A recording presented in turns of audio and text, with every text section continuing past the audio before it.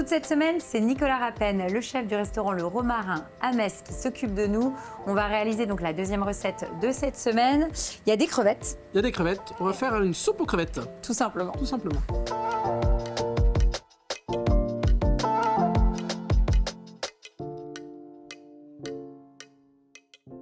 Donc pour notre soupe de crevettes, on a besoin de crevettes. On a besoin de crevettes, on a besoin de vin blanc. Alors les crevettes, on aurait pu avoir que des carcasses de crevettes aussi. D'ailleurs, on les décortique tout de suite. On va les décortiquer. Tiens, bah, je te laisse faire. Je te voyais bien parti, mais non. Donc là, tu les décortiques parce qu'en gros, dans notre soupe, on va, j'imagine, avoir peut-être de la crevette entière un petit peu ou pas, non? On va mettre un peu de crevettes entières. Oui.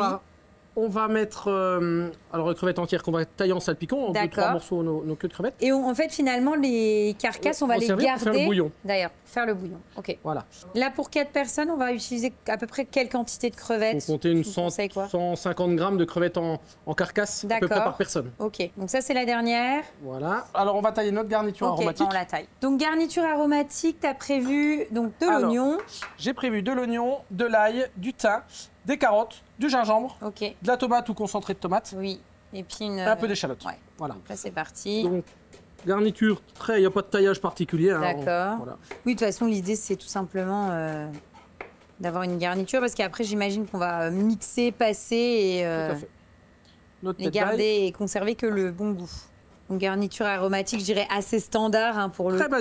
Très basique, très classique. On va pas chercher la crevette, voilà, on veut vraiment garder le goût de la crevette pour la crevette. Le gingembre, grossièrement aussi. Grossièrement aussi, va cuire avec. L'échalote, idem. Et après, tomate. Donc toi, tu es parti sur une tomate. Maintenant, on peut très bien avoir du concentré, ça fonctionnera aussi bien. Si on a un petit pot de concentré d'ouvert à la maison, on en met une petite cuillère à café dans la préparation. Il n'y a pas de problème non plus. Donc ça, c'est bon. Et on va passer sur le chaud. Sur le chaud. Donc je mets mon huile d'olive.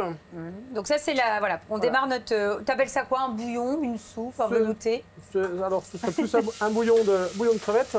D'accord, bouillon de crevettes. Voilà. Alors, on ajoute tout ensemble. Donc notre garniture aromatique et nos fameuses carcasses. Et nos carcasses.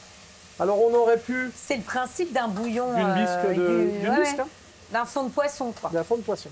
Alors, on fait et donc là, l'idée, c'est d'avoir de les pincer un peu, de les cuire. Pour avoir les sucres qui caramélisent un petit peu dans le fond de notre casserole. Principe d'un fond. D'un fond. Alors, il n'y a pas besoin de faire revenir très longtemps, puisque... Voilà. On va décuire l'ensemble pour décoller les sucres avec un peu de vin blanc. D'accord. Donc là, c'est un quart de verre de vin blanc, juste pour décoller l'ensemble. Oui, puis apporter quand même du goût à notre bouillon. Un petit peu d'acidité en même temps. Et une fois que l'alcool s'est évaporé, voilà, ça bout bien, on peut ajouter de l'eau à hauteur. Est-ce qu'on aurait pu, Nico, pour apporter encore plus de goût, ajouter par exemple même un fond de poisson ou un truc comme ça? On aurait pu. Parce que tu sais, maintenant on vend les petits fonds de poisson. On aurait pu en mettre même des petits carrés de X marques. Ça fonctionne bien aussi. Ça fonctionne bien pour rehausser un petit peu le goût. On laisse combien de temps? On va laisser cuire une vingtaine de minutes. Alors moi j'en avais préparé un au préalable. Et nous on va utiliser celui-ci. Tu le récupères? Tu me montres ce que ça donne après 20 minutes? Voilà, après 20 minutes. Nos carcasses sont bien cuits, la tomate c'est un petit peu décomposé. Et ça sent bon la crevette. D'accord, donc on récupère ça et on va travailler avec ça. On va travailler avec ça, voilà. Et donc là, on va mixer. On va mixer l'ensemble. Alors, tous les carcasses... Oui, alors là, l'idée, finalement, le fait de tout mixer, c'est vraiment de récupérer l'intégralité du goût.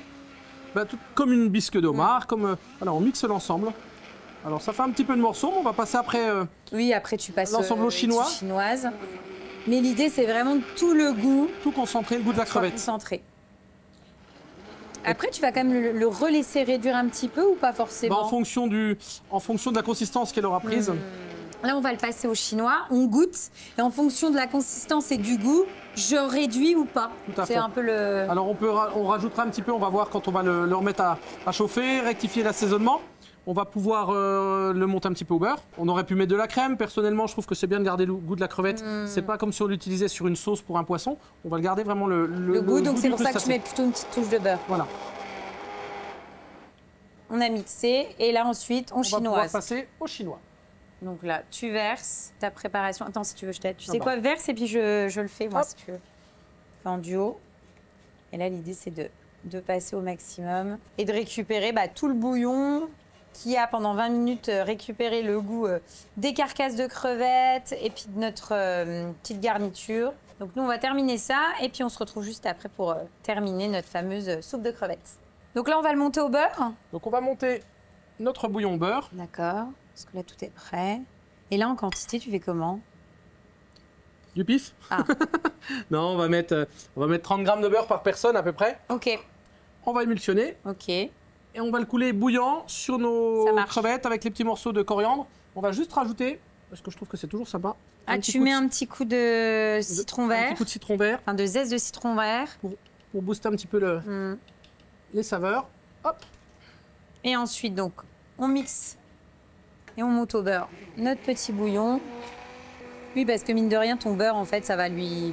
Voilà, c'est un exauceur de goût, donc ça va encore plus ça va développer le bouillon, le goût du poisson. Alors, on ne cherche pas à avoir quelque chose de lié. On a vraiment sur un bouillon, mais riche en saveurs. Et en beurre, un peu. Un petit peu. Petite noisette. Et donc, on fait chauffer. Là, tout simplement, tu le verses donc sur tes petites crevettes avec les feuilles de coriandre. Et voilà. Et donc, on va goûter. On y va.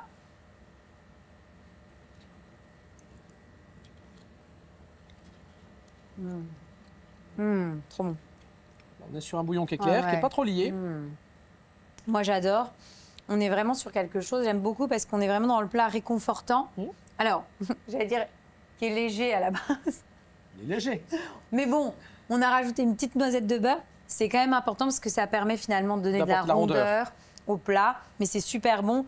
On est vraiment dans une recette qui est simple, facile et quand même rapide parce que finalement, le bouillon, cuisson 20 minutes et ça fait quand même son petit effet, c'est vraiment sympa. On peut rajouter, depuis qu'il remonte sa recette, on aurait pu rajouter encore un petit peu de gingembre râpé, non? On aurait pu aussi, mais c'est vrai? Oui, tout à fait. Pour pepser un peu. Prochaine recette, ça sera quoi? On va faire un risotto aux asperges.